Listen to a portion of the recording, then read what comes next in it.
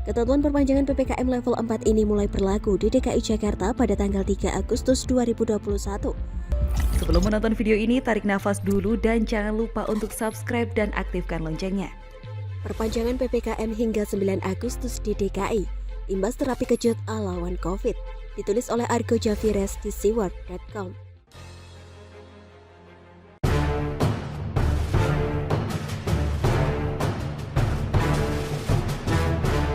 PPKM level 4 di DKI Jakarta akhirnya kembali diperpanjang hingga 9 Agustus 2021.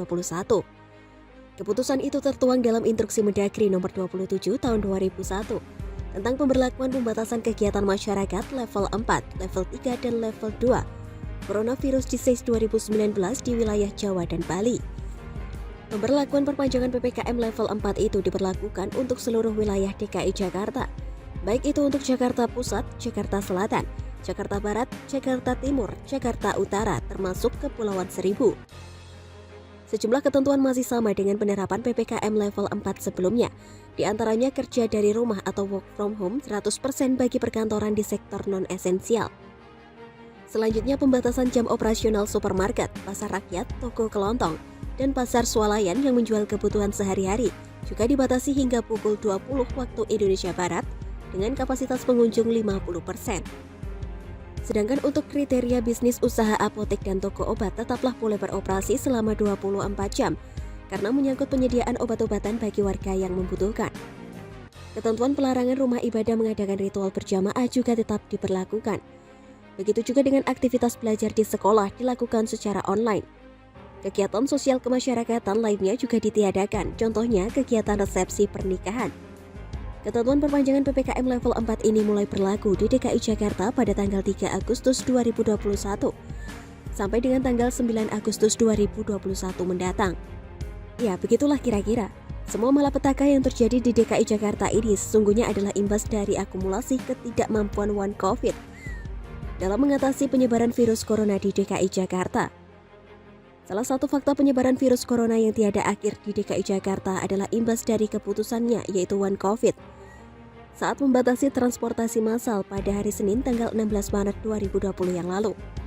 Dengan segala sok taunya saat itu, One COVID membatasi sejumlah transportasi massal, mulai dari Transjakarta, LRT, dan MRT. Akibatnya fatal, ledakan penumpang pun tak terkendali. Ribuan penumpang akhirnya harus antri berjam-jam lamanya sampai mengulur bermeter panjang. Sehingga alih-alih mau mengatasi kerumunan warga agar tidak terjadi penyebaran virus corona di DKI Jakarta yang lebih meluas, yang terjadi justru sebaliknya. Keputusan gobloknya One COVID itu menuai kecaman banyak pihak, termasuk dari para pendukungnya, DPRD DKI, dan para politisi partai yang dulu mendukungnya. Mereka kecewa dan geram dengan keputusan yang ngaco membatasi sejumlah transportasi massal di DKI Jakarta saat itu, sehingga mengakibatkan banyak yang terpapar virus corona yang dampaknya menyebar dengan cepat secara sporadis di seantero Jakarta. Namun bukan One COVID namanya kalau tidak pandai berkelit. Seperti halnya para pedagang Arab penjual karpet dan minyak wangi di Tanah Abang yang tukang ngibul. Dengan lihainya One COVID pun memutarbalikan fakta. One COVID berupaya menutupi aibnya sebagai gubernur terbodoh dalam sejarah NKRI dengan melontarkan statement bahwa ia memang sengaja memberi efek kejut kepada warga DKI Jakarta dalam menghadapi pandemi COVID-19. Pernyataan tak masuk akal itu dilontarkannya dalam rapat gabungan dengan gugus tugas COVID-19 yang diunggah pemerintah Provinsi DKI Jakarta sehari setelah insiden antrian penumpang yang membludak tak karu-karuan saat itu. Dengan percaya diri yang terbalut dengan kesantunannya yang penuh dengan sandiwara kepura-puraan dan kemunafikan itu, One COVID bilang bahwa dia ingin memastikan bahwa masyarakat ibu kota benar-benar mengerti akan bahayanya penyebaran virus corona. Jadi ketika orang-orang antri panjang sadar bahwa COVID-19 bukan fenomena di WhatsApp yang jauh di sana, ini ada di depan mata, ujar One COVID dalam semburat raut wajah yang penuh dengan sandiwara yang tidak dapat disembunyikannya melalui senyum yang dipaksakan. Dengan keahlian yang dimiliki seperti para pedagang Arab pada umumnya yang tukang ngibul di Tanah Abang dan Pasar Baru itu, One COVID berdalih bahwa jika tak ada kejadian seperti itu, maka warga DKI Jakarta pasti masih anteng-anteng saja dalam menghadapi wabah virus corona. Sampai di situ aksi ngibulnya selesai? Tidak. One COVID kemudian memutarbalikan fakta dengan mengibaratkan bahwa virus corona itu seperti serangan tanpa wujud, sehingga diperlukan kinerja yang tidak normal dalam mengantisipasinya. lebay atau ngibul. Dua-duanya iya dan ngeselin. Padahal tanpa membual dengan dalih terapi kejut dan serangan tanpa wujud pun. Warga DKI Jakarta saat itu sudah panik luar biasa karena banyak yang sekarat dan meninggal dunia akibat terpapar virus corona. Aksi ngelesnya saat itu sepertinya sudah dipersiapkan dengan matang oleh One Covid ini. Narasi terapi kejut itu ditirunya dari istilah terapi kejut yang saat itu digunakan oleh Perdana Menteri Italia, Giuseppe Conte, yang menerapkan strategi terapi kejut untuk mengimbangi dampak wabah virus corona terhadap perekonomian di Italia. Namun, terapi kejut yang dimaksud Perdana Menteri Italia Giuseppe Conte tersebut adalah upaya untuk memulihkan perekonomian di negaranya dengan menggelontarkan dana sebesar 7,5 miliar euro. Sedangkan terapi kejut ala One Covid itu justru bikin warga DKI Jakarta saat itu sengsara lahir dan batin. Berbagai narasi dan kebijakan-kebijakannya yang selalu ngawur dan salah kaprah dalam penanganan pandemi COVID-19 di DKI Jakarta dilakukannya dengan segala cara tipu daya ala Abu Nawas untuk membenarkan perilaku ketidakbecusannya dalam bekerja. Kebijakan ngaco yang salah kaprah One Covid yang membatasi busway, LRT, dan MRT itu akhirnya ditegur keras oleh Presiden Jokowi. Presiden Jokowi mengambil langkah tegas dengan memerintahkan One Covid segera mengembalikan jadwal transportasi massal Transjakarta, LRT, dan MRT di DKI Jakarta. Akhirnya, dengan lemas tak berdaya, mantan pejabat Menteri Pendidikan dan Kebudayaan itu akhirnya mengembalikan jadwal transportasi massal Transjakarta, LRT, dan MRT di DKI Jakarta sesuai arahan Presiden terkait penyelenggaraan kendaraan umum massal untuk masyarakat. Maka kami kembali menyelenggarakan kendaraan umum dengan frekuensi tinggi, ujar One Covid singkat tanpa semangat karena aksi pengibulannya saat itu akhirnya gatot alias gagal total.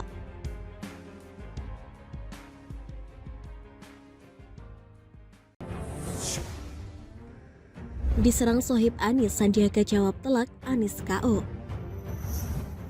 Sebelum menonton video ini, tarik nafas dulu dan jangan lupa untuk subscribe dan aktifkan loncengnya.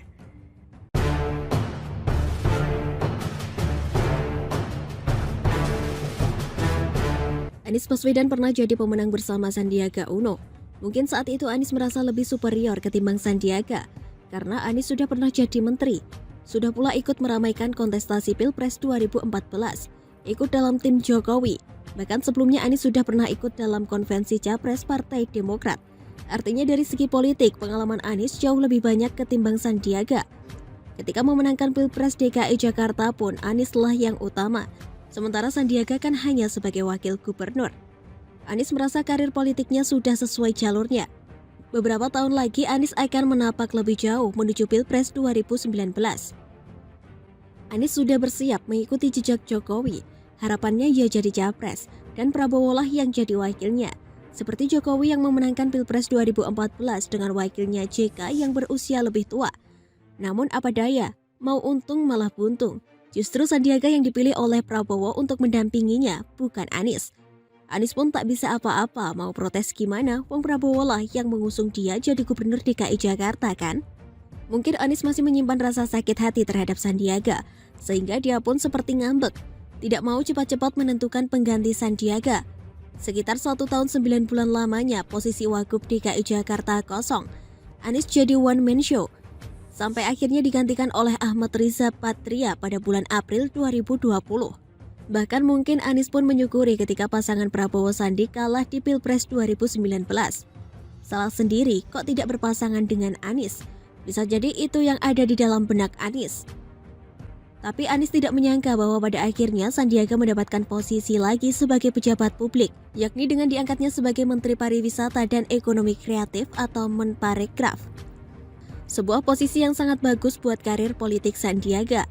Jika Sandiaga berhasil menjalankan tugasnya dengan baik, jalan karir politik Sandiaga pun terbuka lebar. Sebagai Menparekraf, Sandiaga punya kesempatan untuk berkeliling Indonesia, dekat dengan publik, sampai nanti tugasnya selesai di tahun 2024. Pas banget ya, sementara Anies sedang terperangkap dengan berakhirnya jabatannya pada tahun 2022, dan tanpa jabatan publik hingga 2024. Apes bener. Menteri Sandiaga Uno cukup terlihat kinerjanya membantu Presiden Jokowi menangani pemulihan ekonomi. Saya lihat Sandiaga terlibat di berbagai kegiatan. Ada workshop pameran, forum diskusi, hingga mengadakan kunjungan kerja ke berbagai pelosok Indonesia. Menteri Sandiaga juga dapat memberikan semangat pada para pelaku industri pariwisata yang kena imbas terburuk dalam masa pandemi ini. Ada 34 juta rakyat Indonesia yang menggantungkan hidupnya dari pariwisata dan ekonomi kreatif. Sebuah tantangan besar buat Menteri Sandiaga. Ada saja ide dan inovasinya yang mendukung semangat dan kegiatan pemulihan ekonomi. Misalnya, ketika Menteri Sandiaga dan para pengusaha Hotel Garut sepakat untuk mengibarkan bendera merah putih, mengganti bendera putih yang sekarang banyak dikibarkan oleh pelaku usaha. Ini ide bagus ya. Kegiatan dan kebijakan Sandiaga sebagai Menparekraf bisa dilihat di website resmi Kemenparekraf atau di akun media sosial Kemenparekraf maupun Sandiaga Uno. Sampai di sini ada seseorang yang bisa jadi sakit hati melihat perkembangan karir Sandiaga. Siapa lagi kalau bukan Anies? Dugaan ini diperkuat dengan adanya serangan yang dilontarkan oleh salah satu sohib Anies. Kalau nggak mau disebut sebagai buzzer, dia adalah Pandu Riono, epidemiolog dari UI, yang dikenal kerap membela dan memuji Anies di berbagai kesempatan. Misalnya ketika Pandu mengeluarkan pernyataan bahwa Anies pernah mengusulkan agar pemerintah pusat melakukan pengetatan maksimal Jawa Bali pada akhir Mei lalu. Namun usulan Anies itu disebut tidak diterima oleh pemerintah pusat. Nah, kali ini Pandu Riono menyerang Menteri Sandiaga. Merujuk pada berita media yang menyebutkan Kemenparekraf mengirim delegasi Indonesia ke Amerika Serikat untuk melakukan promosi wisata.